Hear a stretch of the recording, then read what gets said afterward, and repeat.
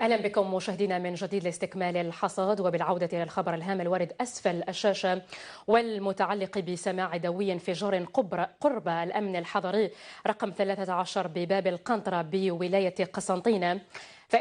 حسب آخر المعلومات الواردة فإن الاعتداء تم بحزام ناسف، حيث يشهد الأمن الحضري رقم 13 بباب القنطرة في هذه الساعات تعزيزات أمنية قرب مقر الأمن الحضري رقم 13 بباب القنطرة. وكما تتابعون مشاهدينا معنا على المباشر هذه الصور الأولى لهذا الاعتداء الإرهابي، حديث عن هذا الاعتداء في حين أن تردنا أي معلومات وتفاصيل حول هذا الاعتداء. لحد الساعة لا تزال المعلومات شحيحة. لتفاصيل أوفى حول هذا الحادث يلتحق بنا على المباشر هشام عياض، مسؤول مكتب جريدة النهار بولاية قسنطينة. مساء الخير هشام. مساء الخير زميلتي ولك ولزميلي ياسر وعلى كل المشاهدين الكرام. طيب هشام، لحد الساعة لا تزال المعلومات شحيحة بخصوص هذا الاعتداء، هل لك أن تعطينا أو تزودنا بتفاصيل جديدة؟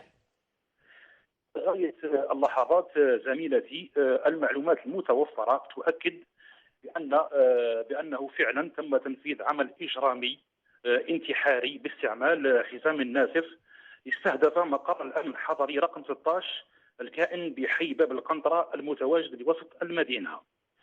إلى حد الآن زميلتي لا تتوفر لدينا معلومات رسمية كون العملية نفذت للتو، ولا يمكن الحصول على معلومات رسمية، لكن من المؤكد أن العملية الإجرامية خلفت إصابة عدد من رجال الشرطة، فيما لقي منفذ العملية حتفه، ولا يستبعد أن يكون منفذ العملية هو نفسه الإرهابي الذي هاجم قبل أشهر فقط الأمن الحضري رقم 12 الكائن بحي زيادية أو مطعم محاذي له، أين استشهد شرطي داخل مطعم أثناء تناوله وجبة العشاء. نعم، هشام عياط مراسل أو مسؤول جريدة النهار مسؤول مكتب جريدة النهار بقسنطينة، شكرا جزيلا لك على هذه التوضيحات. العفو زميلي. مشاهدينا في أخبارنا الدولية الآن وفيما يتعلق بمجال